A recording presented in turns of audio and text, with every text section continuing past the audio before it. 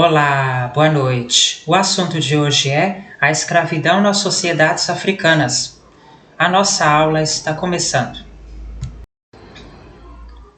A escravidão nas sociedades africanas tem sido tema de muitos debates. Historiadores, antropólogos e demais estudiosos questionam a natureza da escravidão na África subsaariana antes do século XV, quando os contatos com os europeus se intensificaram.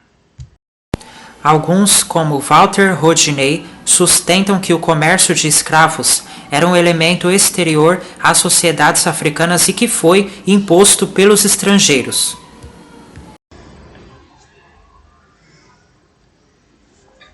Esses autores argumentam que existia na África a escravidão de linhagem ou doméstica, na qual os cativos eram incorporados ao novo clã. Conforme esse ponto de vista, a escravidão doméstica não constituía exploração do trabalho, não praticava maus tratos e não impulsionava o tráfico. Outros, como John Thornton, afirmam que nessas sociedades havia escravos e comércio de cativos, e que os europeus apenas se envolveram nesse processo. À parte o debate a respeito de suas características, a existência da escravidão nas sociedades africanas é aceita hoje pela maioria dos estudiosos. Tornava-se escravos os prisioneiros de os prisioneiros de guerra ou as pessoas expulsas de suas comunidades.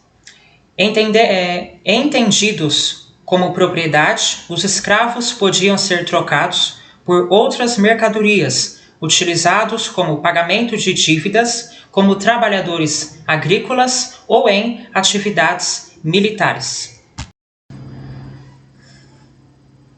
A situação dos escravos variava entre as diferentes sociedades africanas. Em alguns povos islamizados, havia a possibilidade de ascensão do cativo à condição de homem livre.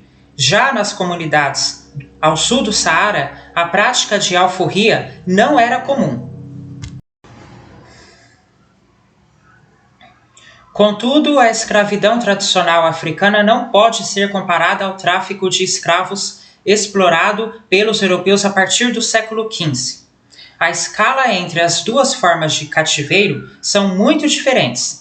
Em 5 séculos de tráfico atlântico, destinado basicamente às colônias na América, os europeus arrancaram até 11 milhões de pessoas na África.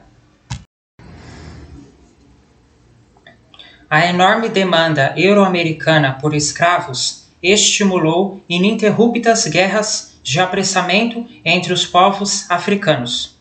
Em decorrência dessas guerras, inúmeras sociedades antes florescentes entraram em decadência.